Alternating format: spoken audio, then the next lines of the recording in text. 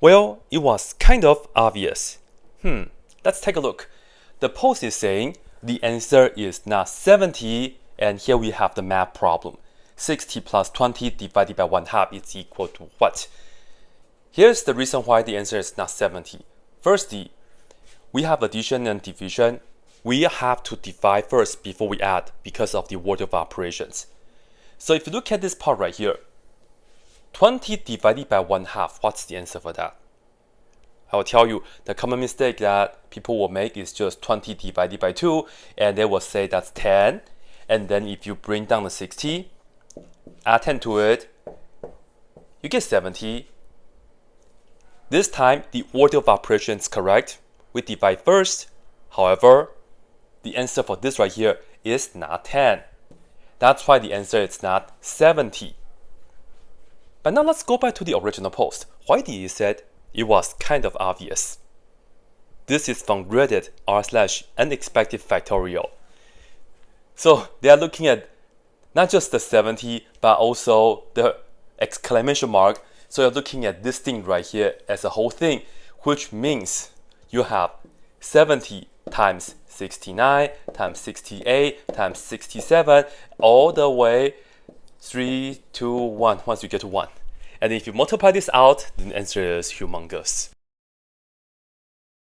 Okay, now what's the actual answer for this right here though? Let me explain how to do it first, and then I will explain why we do it like this. First, we are going to put down the 60 and also the plus. And then now, 20 divided by 1/2. We are going to keep the first number, which is the 20. Then we are going to change the division to a multiplication.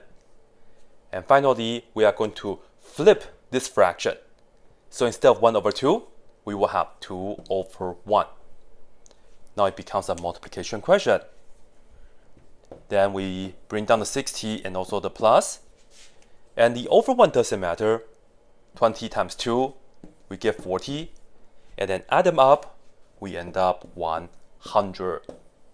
And that's the answer to this question. Now let's talk about why we do this right here. 20 divided by 1/2, you can just think about you have 20 chocolate bars.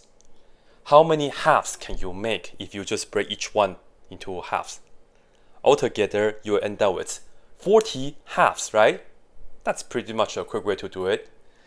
But if you are not dividing by 1/2, it's not so easy to think about it. So here is why we do the keep, change, and flip method when we divide by a fraction. So first, let's review the connection between division and fraction. And let's take a look at an example. Let's say we are doing 35 divided by 7. Well, we can write this as 35 on the top, and the division as a fraction bar, and the 7 on the bottom. So 35 divided by 7 is the same as 35 over 7. And of course, the answer for this is equal to 5, because 7 goes into 35 5 times. Now let's look at the question that we're doing earlier. Just this part though. 20 divided by 1/2. Let's do the same thing.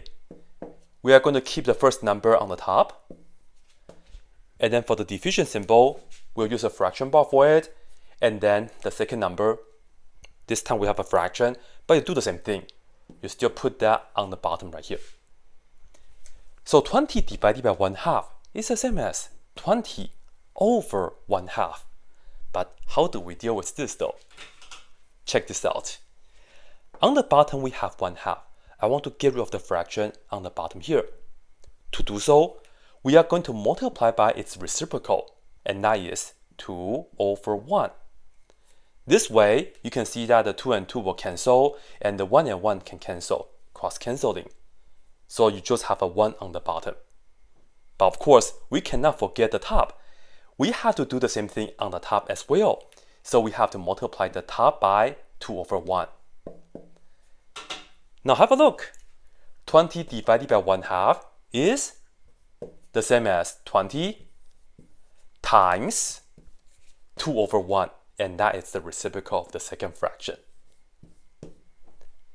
This is why we keep and then change and then we flip. And of course, work that out. 20 times 2 is equal to 40 over 1 doesn't matter. So that's it.